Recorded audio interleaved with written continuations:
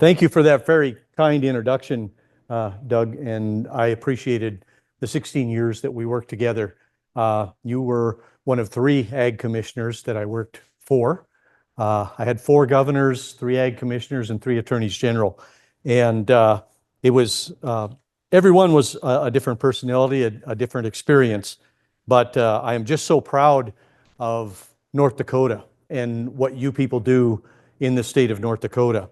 I get the pleasure of talking to you tonight about what we see over the next 10 or 12 years as the developing energy future of North Dakota. And as you full well know, North Dakota is an energy powerhouse, even at this point in time. But there is so much happening behind the scenes that is going to continue to change your lives and the work that you do, that we really need to take some time and talk about it. I'm so proud of the way North Dakota does things. I've never seen another state, and Doug talked about that. I worked in industry and through Interstate Oil and Gas Compact Commission with a lot of other states, and I've never seen another state where state government and the industry and the NGOs and the research universities work together as true partners. And what you have done as reclamation industry, and those of you who are working at the research universities or as students at the research universities, or whether you're part of an NGO that worked with the Industrial Commission or DEQ, hats off to you. You really should give yourselves a round of applause. You are amazing. Please, I'll give you one. North Dakota is in a leadership position for a reason. And whenever I went to a national conference, people were constantly asking, and we were talking about it at our dinner table, about people asking about how we managed this or that in North Dakota, because we were always at the tip of the spear. We always approached it from those 4 sides working together. Boy, did we always agree? Not a chance. You know, there were a lot of red faces and angry words sometimes. One of my favorite things to do was to make a governor's face turn purple, and I did that with 3 or 4 governors, and so but that's how you get to a good solution. So thank you and hats off to that. I'm going to start with a little story about Commissioner Goring, since he gave me the introduction. So Commissioner Goring and his wife Annette decided to go to the big city. Okay, and I'm not sure when Ole told me this story. It might have been, maybe he inserted Commissioner Goring to try to get off the hook, but we'll just see. So Commissioner Goring and his wife Annette decided to go to the big city, Fargo, you know, down there, all the way down there to Fargo. Yeah, to the big city. And so he's driving through Fargo, and they're going to dinner, and he drives through an intersection, and he sees a camera take his picture. You know, the blinking light takes his picture. And boy, that just got his goat. He's thinking, aha, they thought I was speeding, but I was only going 25 miles an hour. I was obeying the speed limit. I'm going to show them. So around the block he goes, and he goes through the intersection at 20 miles an hour. Blink, the camera goes off. So he goes around the block, and by now Annette's getting really tired of this. And he goes through the intersection at 15 miles an hour. Blink. And he does it 2 more times at 10 miles an hour and 5 miles an hour. And finally, Annette says, that's enough, Doug. Let's go have dinner. He goes, well, I think I showed them that stupid camera's taking my picture, and I'm not even breaking the law. So he comes home a week later, and guess who meets him at the front door? And she's got an envelope, and she's just opened it, and it's got 5 traffic tickets in there for not wearing your seatbelt. Whoops. Okay. So we have seen so much change over the 26 years that I worked in the oil and gas division and in the Department of Mineral Resources, working with DEQ and DES. When I first started, reclamation practices were really in the Stone Age, to be honest with you. And the early years, we spent so much time doing dig and haul, and still that's some of the practice that goes on out there. But what has happened in watching you in research, the movement from dig and haul to in situ reclamation has been just amazing. And that's all science driven. So thank you to all of you that have those booths set up downstairs, and you're working with the state agencies and with the research universities to develop new in situ processes. You have to do the science about the soil type. I don't know of another state that has any more variability than trying to go from the Red River Valley to the Prairie Pothole region to the Badlands and the alkali country of Bowman County. And so the soil science is so important. And that's why when I was able to hire a geologist that had a soil science background, I knew exactly where I wanted to put that person. And we needed a reclamation supervisor at the time because it was being done by people that had other things to think about. You have to understand the water and the water systems, and there's so much science that goes into that. And then finally, what is happening in terms of plant genetics and the understanding of plant science and salt tolerance and how you can move from one species to the next is absolutely amazing. So if I sound excited about the future of in situ reclamation, it's because I am. I am amazed at what you've done so far, but I think it's just the tip of the iceberg. And so as we begin to talk about North Dakota's energy future, I want to let you know that we're about a generation into the Bakken play. We've just about gone through a whole generation. And what we're looking at when we look at North Dakota's future is 2 or 3 generations beyond us.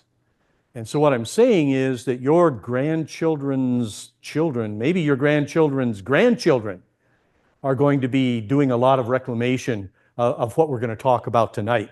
So when we look to the future, okay, so we're going to start, first we're going to look at kind of where we're at right now in North Dakota's energy landscape, and then I want to look out 10 to 12 years at all of the things that I'm aware of that are being planned and being capitalized and being considered in terms of North Dakota energy projects moving forward. So first of all, this is our current energy landscape, and I've tried to list along the right-hand side here everything that we're currently doing in order of how much energy it generates. And so you can see we start with the oil and gas fields, and by far the oil and gas fields are generating the most BTUs or kilowatts or whatever you want to call it, the units for energy in terms of North Dakota energy exports. That's followed by our coal electric generation. That's the red stars. A lot of wind energy being generated out there, and more to come. North Dakota is an ethanol powerhouse. And so some of these areas have kind of saturated the market. We have hydro here. Nothing like Norway, where it's everywhere you look, but we have the hydroelectric dam at Garrison. We have refineries. So we have 2 refineries in the state. One does renewable diesel fuel, and the other one does conventional crude oil. We have the beginnings of a carbon capture and utilization energy or industry, and we've got 1 data center up and running. Not really popular with the neighbors, but we're learning how to do that better, okay? And then finally, we're on the brink of becoming North America's critical mineral resource.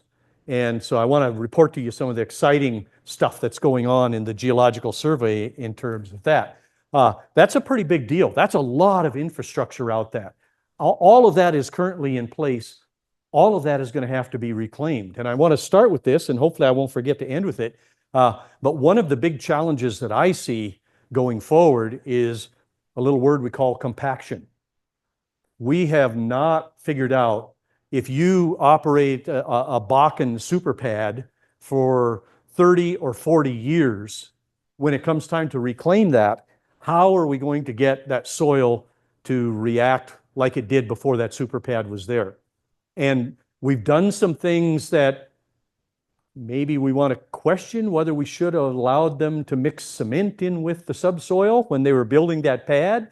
It might have been a necessary evil, but as we move forward, I think a lot of research along with plant genetics and science going into soil science and water, a lot of research and a lot of science needs to go into how we're going to eliminate compaction over time. And I know there's some research going on in that area, but don't let me forget to go there. So let's take a look 10 years out at what we think is coming in those different areas.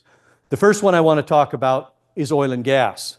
So we've got just over 20,000 oil and gas wells on the landscape in that red hatched area up there in the northwest part of the state. That's only about half of what we think is going to be drilled.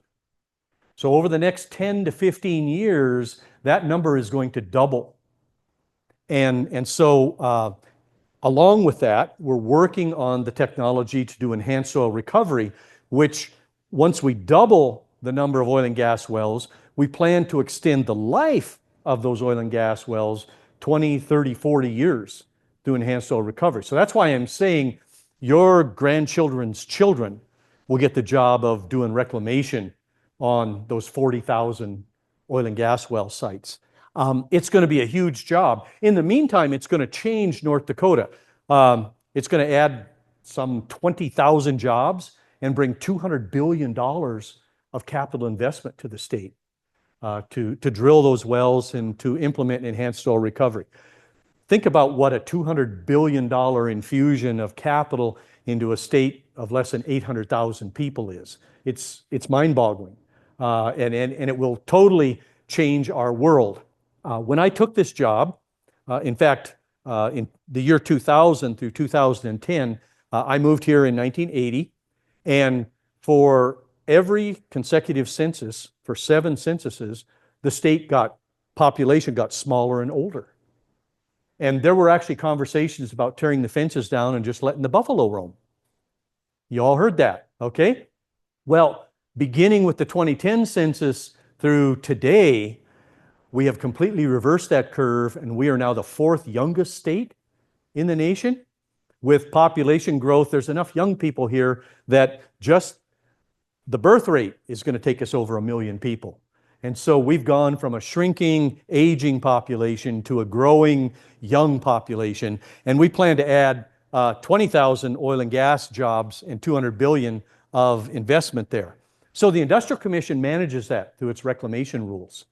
What I'm telling you is, what are we going to learn over the next 30 years about reclamation? We've learned so much in the last 26 years about reclamation, but it blows my mind. I look back to some of the practices that were done in the 60s and 70s, and particularly when you look at the old brine ponds in Bottineau and Renville County. It took us a decade, really, of research to come up with a process to be able to reclaim those in situ. And that's just going to kick off with an infusion of federal dollars starting this summer. So there's about 210 of those sites up in Bottineau and Renville County.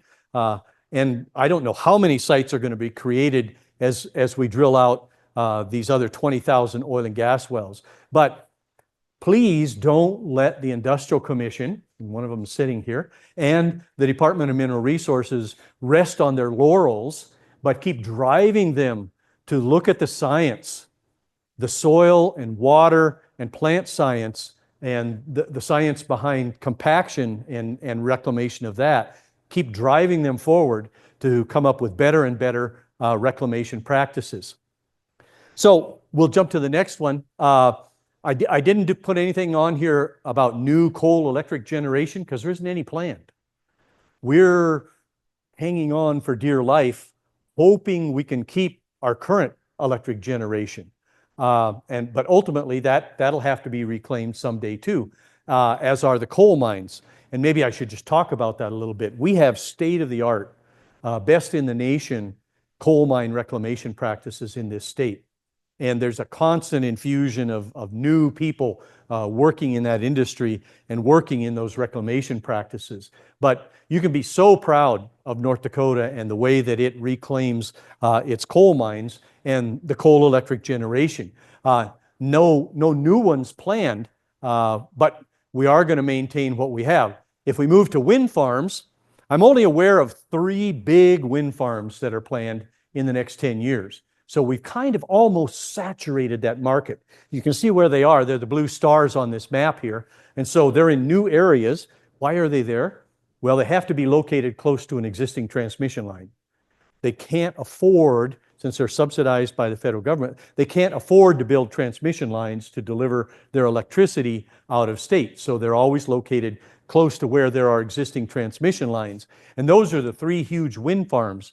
Just very recently, I don't know if they're even 4 years old, the PSC adopted wind farm reclamation rules. I don't know how much input you had into that, but again, like the NDI say, don't let them sit on those reclamation rules and just think they've got the problem solved. I don't think we've reclaimed a wind farm yet. No, we haven't done that. And some of you are farmers and ranchers, and you have them in your neighborhood or next door, and you've seen them constructed. This is going to be a huge project when it comes time. So when I get to the end here, we're going to see all of the old and all of the new added together, and you get a picture of just how much there is out there.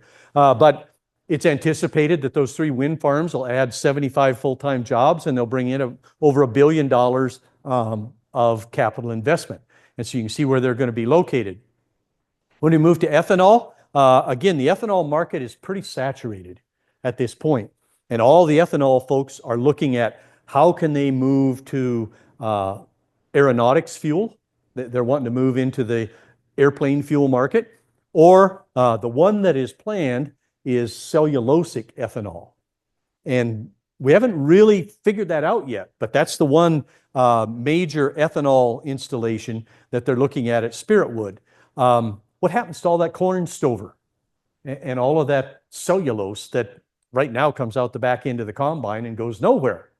And so there's a work underway to bring about $200 million into the state and 55 jobs to build the first cellulosic ethanol plant in the state. But again, ethanol, I think it's relatively easy to reclaim, but I don't know if you've watched those corn trucks go in and out of those ethanol plants. Compaction comes back to mind again. So ultimately, the ethanol plants are going to have to be reclaimed as well, along with their pipelines and their carbon storage, and we'll get to that in a minute. Carbon capture, utilization, and storage. This is going to be a huge growth industry, and so you can see the dark blue stars popping up there and get an idea of where they are and what we anticipate happening there. We expect, on top of the 12 that are already approved, another 9 carbon capture, utilization, and storage projects. Most of those are going to be centered in the middle of the state here, because that's where the best geology is for doing that. But you're looking at thousands of miles of pipeline. Once we go to enhanced oil recovery in the Bakken and in the other oil formations, thousands of miles of pipeline that's going to have to be reclaimed as you distribute, as you move that carbon capture from storage to utilization. What's going on with these up here? Well, you're going to see in a minute that there are a couple of giant natural gas utilization projects planned up in that Watford City and Trenton area, which are going to need carbon capture, utilization, and storage. And then, of course, most of the new ones are going to be scattered around the center part of the state here, where we have the best geology. No one's ever reclaimed one before. In fact, we're the first to build any. And so, again, there's not a lot of surface impact from the storage facility because it's just a few wells, but there are thousands of miles of pipeline that are going to go in the ground.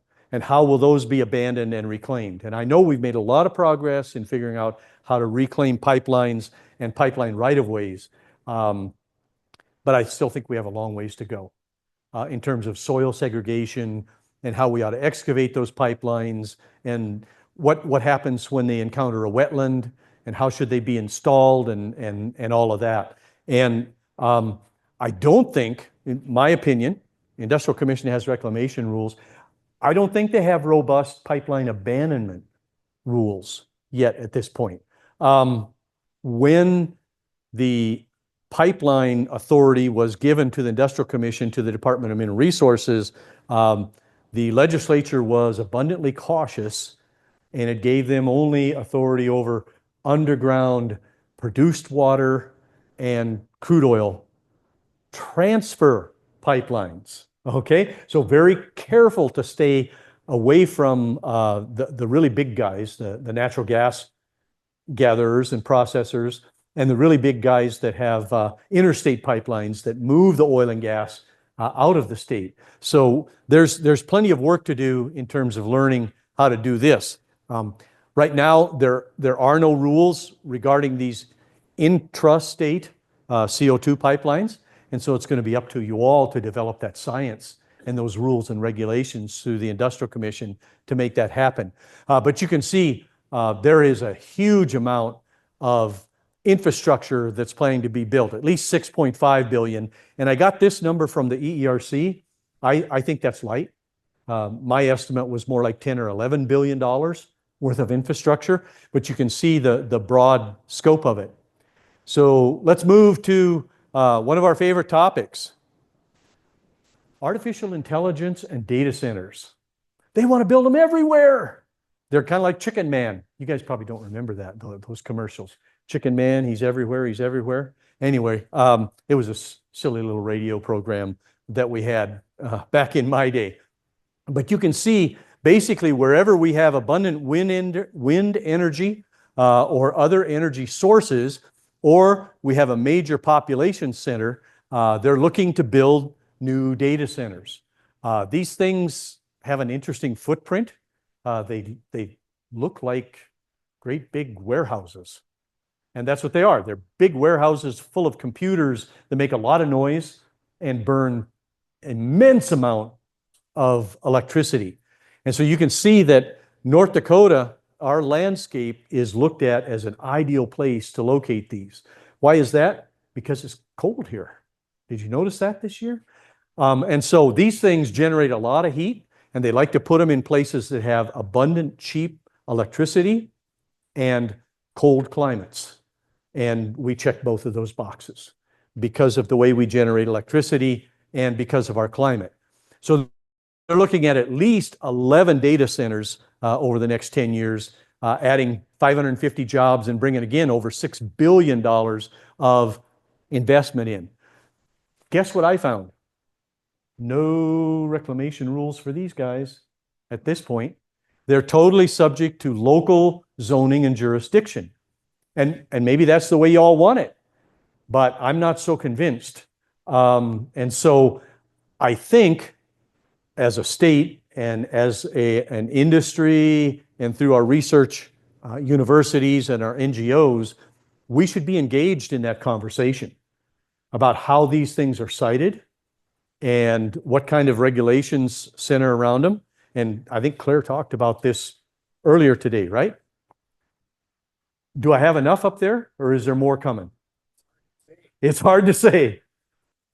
Every place that I go, every time I have a conversation, all I hear about is our cheap, abundant, reliable electricity and our cold climate.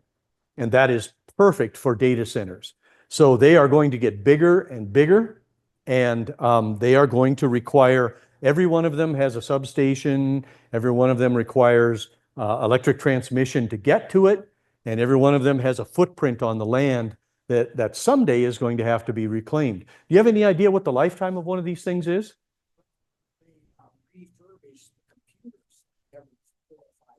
Okay, new computers every 4 or 5 years. Where do they go? Do they go in a landfill somewhere? I bet they do, yes. So what does that mean for our landfills when those computers come out of those data centers and go somewhere else? And artificial intelligence is just really beginning to mushroom. I don't know if you've Googled anything lately, but once you Google something, Google AI goes out and it doesn't just, it brings you a list of websites now, but it also brings you a summary of what it found in all those websites. And I found that incredibly valuable. When I took over as district governor of Lions International in District 5 NW, I found that my former district governors had left me with not one single job description for anybody who was going to work for me in a volunteer organization. So tell me, how do you recruit a volunteer to work in Lions Clubs International 5 NW and you don't have a job description for them? But I was able to harness Google AI and just tell it, I want you to go to the Lions Club International portal and the website and the bylaws and the constitutions of the different districts and states, and I want you to extract for me a job description for a district treasurer. Wow. I don't think it took it a minute and a half. And I had a job description. Now, I had to go through it and edit it some, but in a minute and a half, it had looked around the world. And we've got 1.4 million members, 49,000 Lions clubs in 200 countries. And it went around the world and looked at all of that documentation and wrote a district treasurer job description for me. So artificial intelligence is going to rock your world. You maybe haven't engaged it or employed it yet, but in terms of learning about soil science and water science and plant science, it's going to change the speed at which you're able to do your work. So it's really exciting, and it's cool to think that a whole lot of that computing power wants to be here in North Dakota. Again, it wants to be where there's abundant, reliable, cheap electricity and a cool climate. And we can certainly afford that. It's also, what do we call it, highly adjustable. So it can be located where there's a wind farm, and it can ramp up and ramp down the electricity demands fairly quickly when the wind blows and when the wind doesn't blow. And then that can be backed up with natural gas. But we're going to see an explosion of data centers across the state over the next 10 years. And we need to get ourselves prepared for, how long are they going to live? What happens to the computers when they leave the data center? And what do we want to see done with them?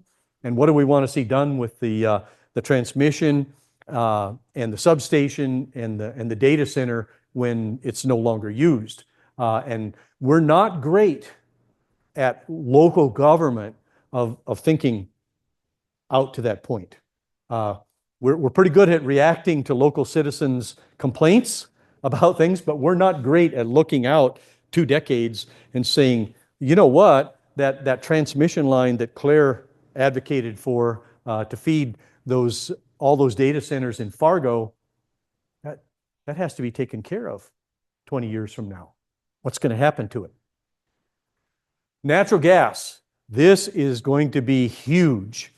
So we're anticipating at least 13 new enormous natural gas facilities and pipelines located across the state of North Dakota. 1,300 jobs and about $25 billion of investment. DEQ and PSC have, I believe, jurisdiction over these guys. Have you reclaimed a gas plant yet?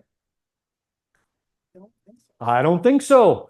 So we've never reclaimed one of those monsters. Did you drive in here up Highway 85 and take a look out the passenger window over there?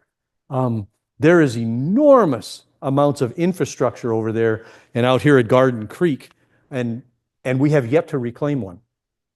We've reclaimed spills from them and from their gathering systems, but we have yet to decommission and reclaim one of these big gas plants.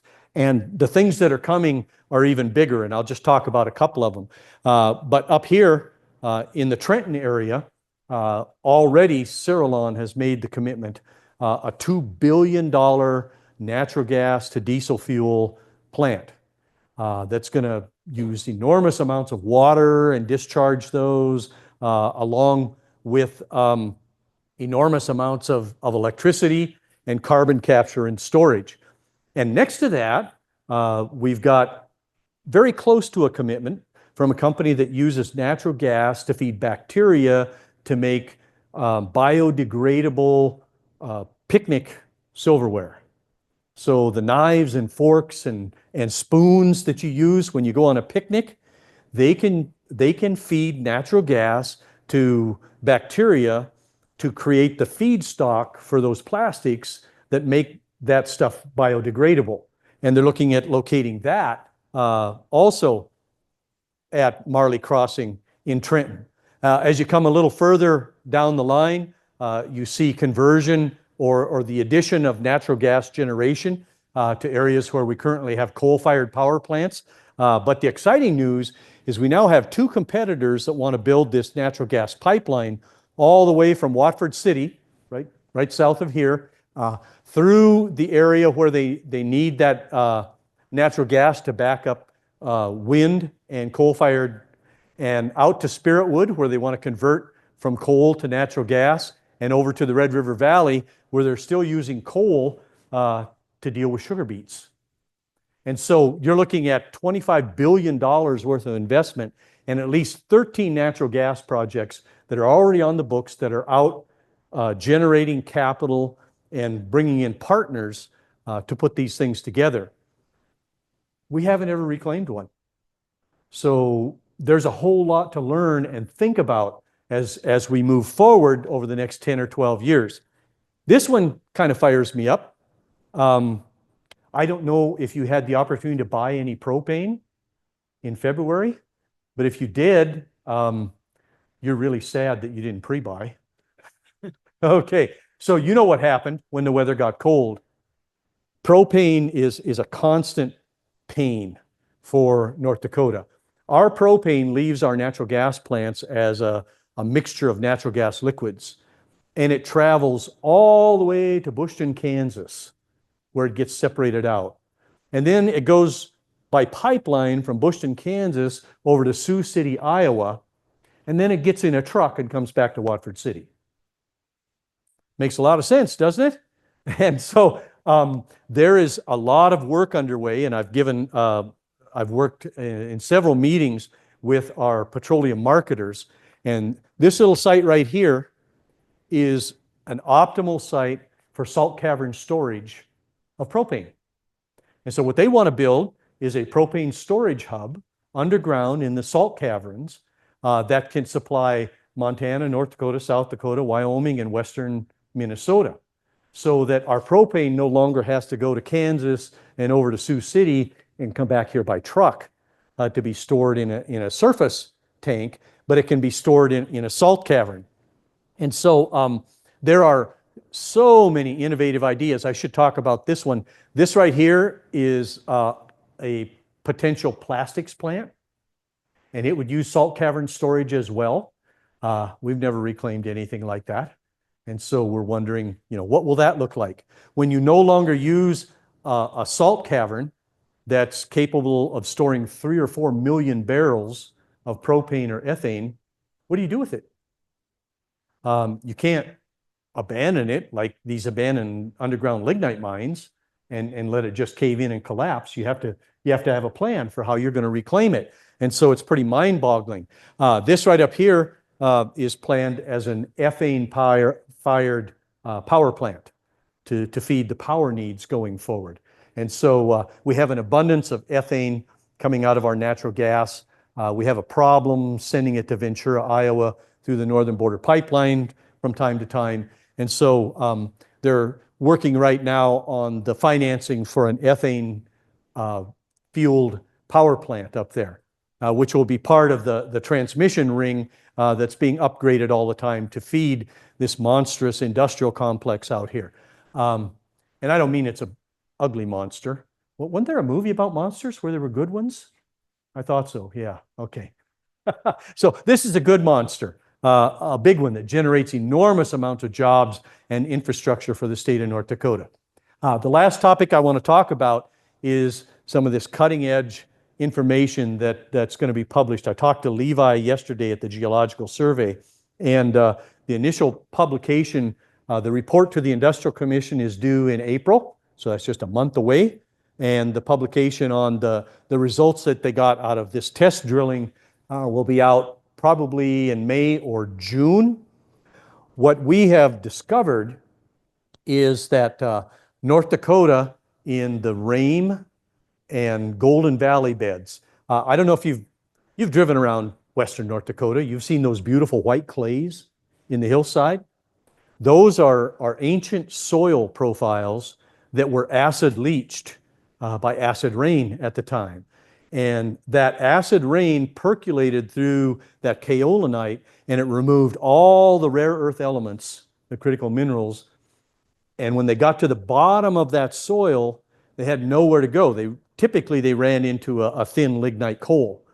or a smectite bed, which is another type of clay. Well, you guys are soil science. You get all that stuff.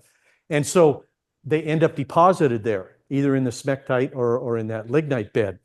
So through the drilling program now, the Geological Survey has discovered that wherever one of those stars is located, they have found rare earth element concentrations 15 times what the DOE says are economic to mine.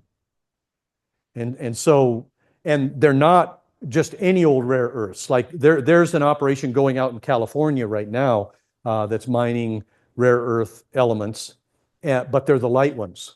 They're the ones that go into certain uses.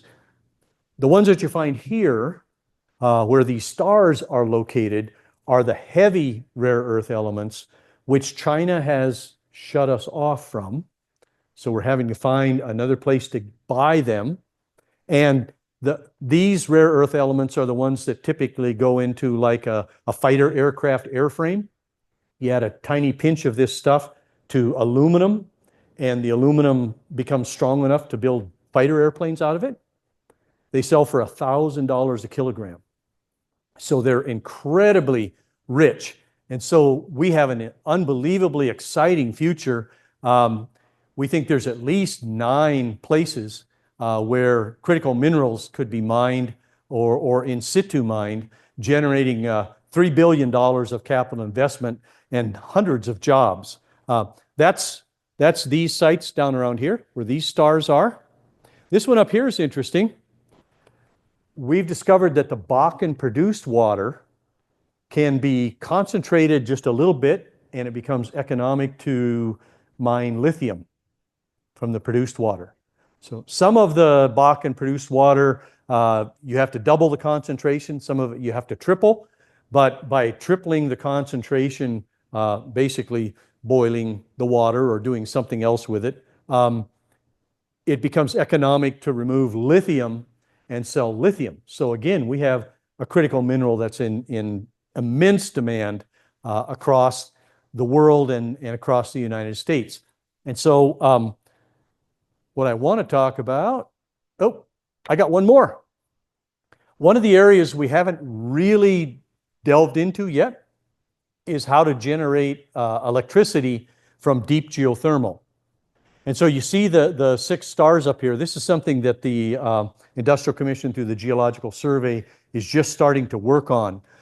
These are areas where we have very high subsurface temperatures, and we could generate electricity. There are also areas that are located, as you noticed, close to transmission lines. So we could locate geothermal electric generation there. And that's going to help us with reclaiming some of we can repurpose oil and gas wells and convert them to geothermal, but ultimately they're going to have to be reclaimed as well. One of the things that the cutting edge science is to use carbon dioxide for this. So rather than bring that deep, really nasty, salty brine to the surface and try to extract the heat from it, the new technology is to leave it down there and use carbon dioxide as the working fluid. If we can bring enough CO2 to the state, it becomes a working fluid like a refrigerant. You pump it down the well and it vaporizes and comes back out and drives the turbine. You recondense it and send it back down the well. And you can extract heat from these deep geothermal resources over a long period of time. That's going to add to well, maybe it'll actually make the reclamation challenge easier if we use that instead of bringing that brine to the surface. Yeah, leave the brine down there, Bill says. Yeah, he's not a fan of brine. Okay, and so we've got a half a dozen places in the state where deep geothermal is on the cutting edge using carbon dioxide as a working fluid. It will probably first happen here, where we've already got CO2 coming into the state from Wyoming, or here, where we have CO2 going right by from Dakota Gasification on its way to Canada. But those projects are both in the design phase stages. And so I guess in conclusion, when you look out a dozen years from where we are today, the map gets really, really, really busy. There is no question that we're going to need a lot more reclamation scientists when we get 20 or 30 years out from here and we have to work on all of these projects. There's also no question about what this potentially is going to do to our population and to the economics of our state. The idea of adding some 23,000 jobs and over $250 billion of capital investment in our state and building this kind of infrastructure is beyond exciting. So I think my ND PERS retirement is in pretty good shape. Okay, and I think your retirement, your career and retirement are in good shape as well. This is going to be continue to be an amazing and wonderful place to live and work in the field that you guys have chosen. And again, you should be so proud of what you've done so far, but there is so much to learn and so much to do as we move forward. And Bill tells me that these slides are going to be available to you, so you don't have to try to remember where the stars were or where you want to live and work, or which field you want to go into. Do I want to be a wind farm reclamation expert, or what do I want to do? Depends on where you want to live and work in the state. Just about anywhere is going to have potential for your career and for your future. So in North Dakota, I truly believe the best is yet to come. That is a sunrise, not a sunset. And so we're just getting started as far as North Dakota as an energy powerhouse. I did promise, well, let's see. Should I tell the joke now or shall we do Q&A? How are we doing on time? Have I burned it all up? I want to get you to I got 5 minutes? Okay. Well, Bill, you want to take the mic and see if we've got questions about anything? I'd be happy to go back and look at a slide and answer a question, but I do have an Ole and Lena joke to end up with. So hopefully you're not offended by that. Is anybody here named Ole? I've actually met a couple of guys named Ole. Yeah. Yes. Mr. Helms, thank you. You almost made it sound like the state should probably invest more dollars in reclamation. But based on all of these great projects for the state and the jobs that are going to be created, in your opinion, does the state of North Dakota need to allocate more money for reclamation and to ensure that future generations are going to enjoy the landscape that all of us are enjoying? Yeah, that's a great question, and I would absolutely endorse that. I think, the story about how we have partnered with the research universities and the industry and the NGOs and the state agencies is a great story, but state agency budgets often suffer, and really, I can't remember ever successfully talking to the legislature about a reclamation line item in my budget and actually getting it funded. The one exception was when my commissioners went to bat for me and we went to the Emergency Commission and we had all these federal CARES Act dollars coming into the state, and we were able to convince them to expend those. And we've convinced the federal government to build a program of delivering grants to the states to do oil and gas reclamation of orphaned wells. But that's a really great question. How, and it probably ought to be a topic that you talk about at a reclamation conference, is how could we partner through those 4 groups to get the legislature to spend money on reclamation research, reclamation education, reclamation point blank, spend money on reclamation.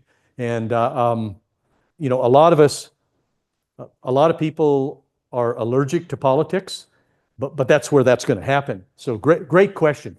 I do believe the state is falling far short in terms of its support and funding of how we do reclamation in the state.